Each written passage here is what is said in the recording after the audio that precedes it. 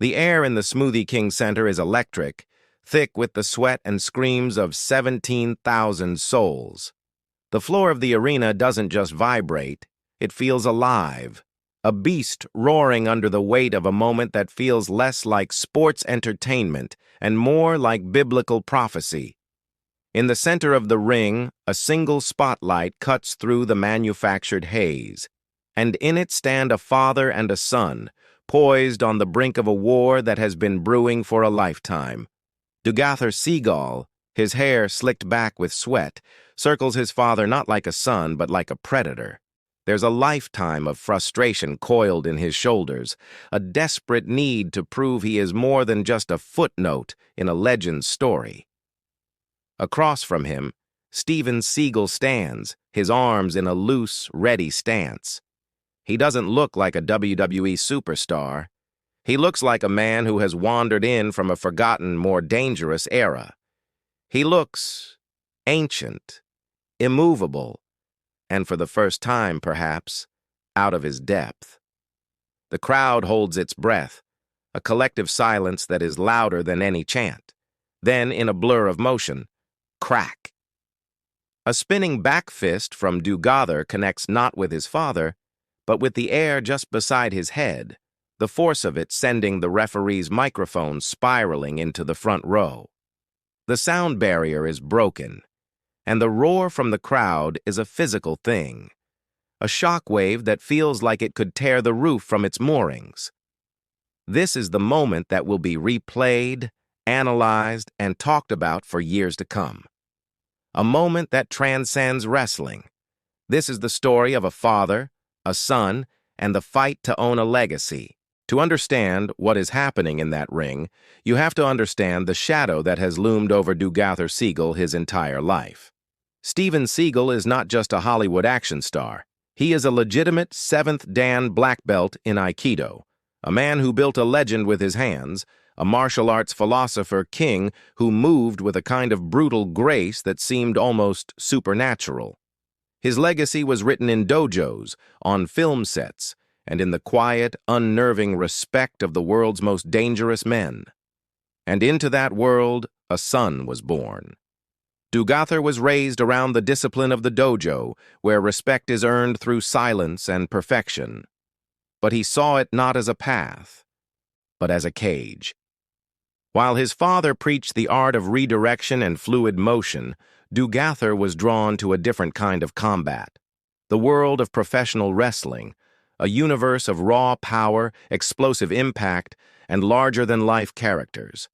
It was a rebellion. He rejected the rigid tradition of the GI for the bright lights and roaring crowds of the squared circle. He didn't want to be a reflection of his father. He wanted to be his own man, built on his own terms. He enrolled in Dustin Rhodes's wrestling school, trading the serene silence of the dojo for the percussive thunder of hard bumps on the canvas. He was a natural, blending his ingrained martial arts foundation with the high-flying, power-slamming spectacle of modern wrestling.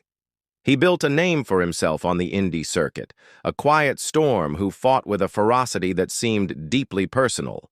But no matter how many matches he won, the question always followed him, a whisper in the commentary booth, a taunt from the crowd. He's good. But is he a Seagal?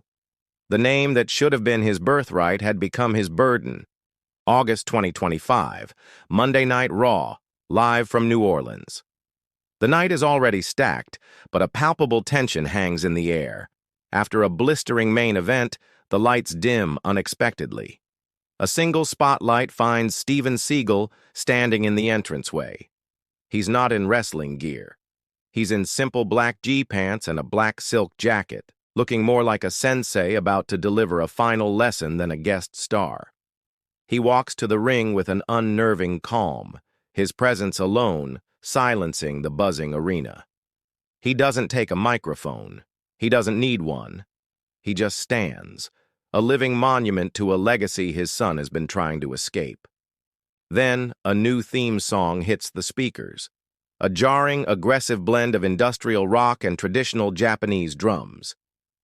Dugather Seagal appears, not with the swagger of a typical superstar, but with the cold intensity of a man on a mission. He storms to the ring, his face a mask of raw emotion, and snatches a microphone. The crowd leans in. "You taught me how to break a wrist with one finger." Dugather's voice cracks with emotion. "You taught me how to control my breathing, how to find an opponent's weakness. But you never taught me how to escape your shadow. You never taught me how to answer the question that has haunted every single step of my career. Am I only here because of you?" The silence in the arena is absolute. Steven's face is unreadable, a stone carving. Dugather steps closer, their faces just inches apart. "I don't want your approval. I don't want your guidance.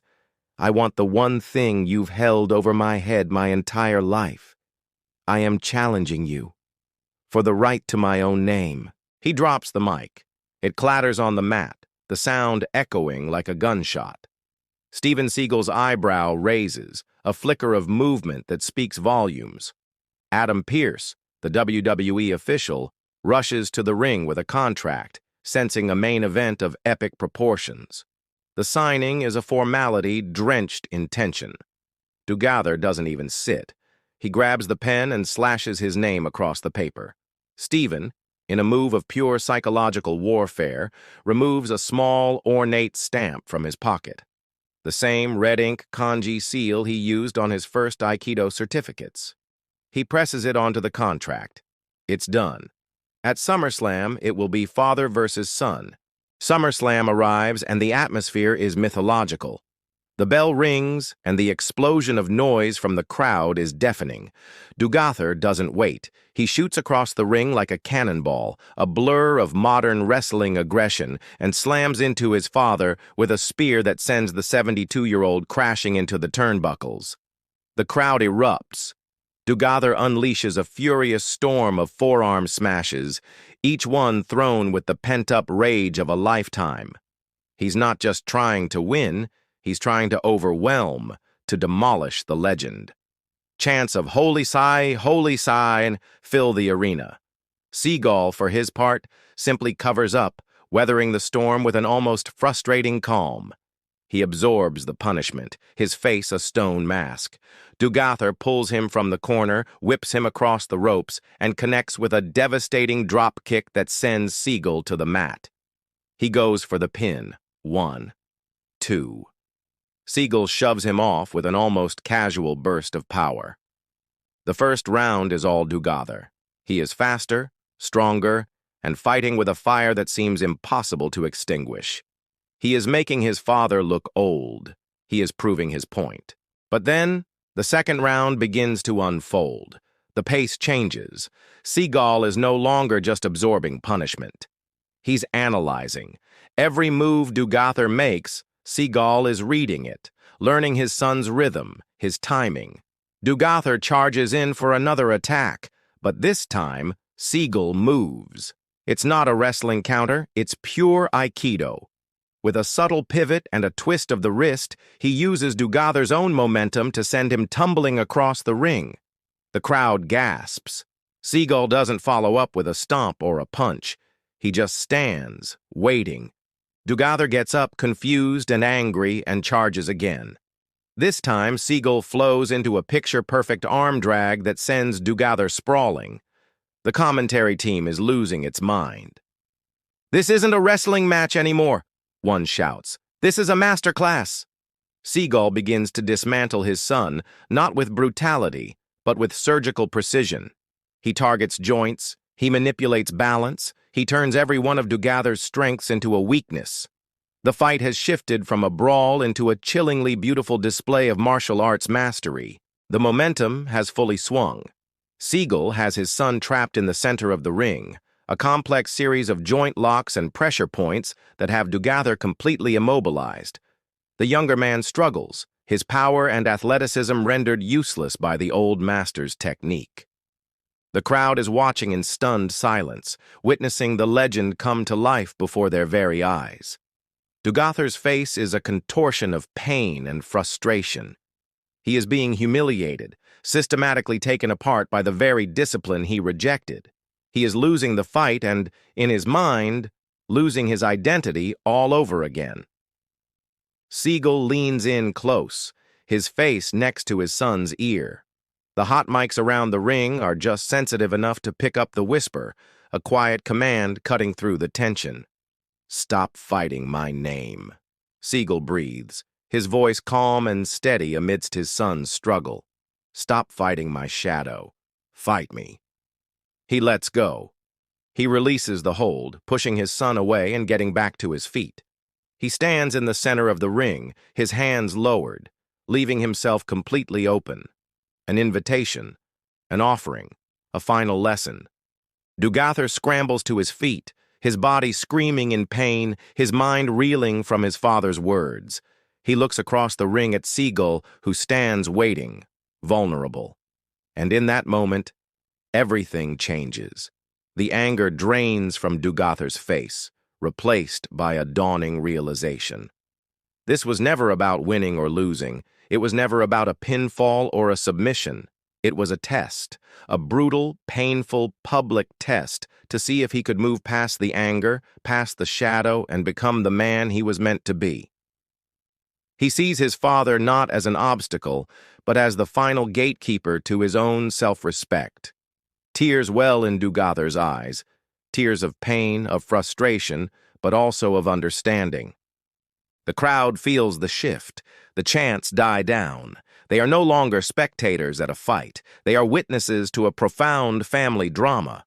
With a guttural roar that is part war cry, part sob, Dugather charges.